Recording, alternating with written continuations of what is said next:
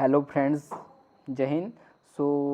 पिछले वीडियो में हमने किया था, सीधे टॉपिक पे आते हैं। पिछले वीडियो में हमने साउंड के बारे में साइंस का कर रहे थे हम, तो साउंड के बारे में हमने ध्वनि के बारे में हम पढ़ रहे थे। तो कुछ टेक्निकल इशू की वजह से वीडियो जो है वो कट हो गई थी, तो उसके आगे हम आज कंटिन्यू करेंगे। ध्वनि साउंड के बारे में हम पढ़ रहे थे कि साउंड जो है वो मैकेनिकल वेव है। मैकेनिकल वेव में कौन सी वेव? लॉन्गिट्यूडनल वेव है, जिसको अनुदैर्ध्य तरंग कहा जाता है। अब साउंड जो है कौन कौन सी घटनाएं दर्शाती हैं? तो साउंड परावर्तन जिसको रिफ्लेक्शन बोलते हैं, अपवर्तन जिसको इंग्लिश में रिफ्रैक्शन बोलते हैं, व्यतिकरण जिसको इंटरफेरेंस बोलते हैं, और विवर्तन डायफ्रैक्शन जो है साउंड दर्शाती है। इनको ध्वनि के द्वारा ये प्रोसेसेस होती हैं।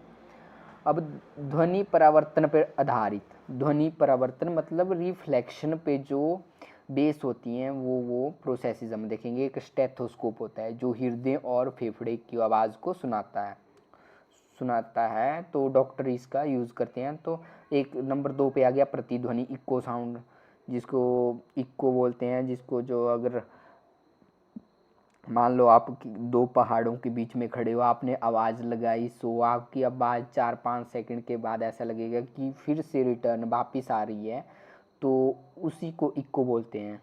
और एक हो गया सोनार। सोनार समुद्री जहाज़ों और पनडुब्बियों में लगाया जाता है।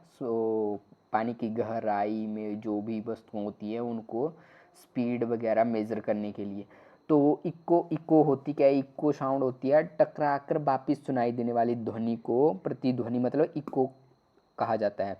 स्पष्ट प्रतिध्वनि सुनने के लिए, स्पष्ट इको साउंड सुनने के लिए न्यूनतम दूरी कितनी होनी चाहिए? न्यूनतम दूरी होनी चाहिए 17.2 metre, approx 17 metre. Important point. Next है सोनार। सोनार की जो है वो फुल फॉर्म होती है साउंड नेविगेशन एंड रेंजिंग। इसकी खोज की है लेगली ने, और ये एक कौन सी तरंग है? ध्वनि तरंग है। इस साउंड की हेल्प से काम करता है। उपयोग में जो इसके तरंग वेव का उपयोग, कौन सी वेव का उपयोग किया जाता है? सोनार में उपयोग किया जाता है अल्ट्रासोनिक वेव का उपयोग। इसका सोनार का उपयोग किस चीज़ में किया जाता है? ये पनडुब्बी में किया जाता है। किस लिए किया जाता है? पानी में जो गतिशील वस्तुएं हैं उनकी दिशा मतलब डायरेक्शन, वेग, स्पीड और स्थिति पोजीशन का पता करने के लिए इसका उपयोग किया जाता है। समुद्र की गहराई मापने के लिए तो जो यंत्र होता है उसको बोलते हैं फेदोमीटर। इंपॉर्टेंट नोट करके, समुद्र की गहराई मापने वाला यंत्र को बोलते हैं फेदोमीटर। और ध्वनि कितने प्रकार की होती है? ध्वनि 3 प्रकार की होती है। बेसिकली थ्री टाइप्स की होती है ध्वनि। नंबर 1 होगी अवश्रव्य ध्वनि, जिसको इंफ्रासोनिक साउंड कहा जाता है, जिसकी रेंज होती है 0 to 20 हर्ट्ज।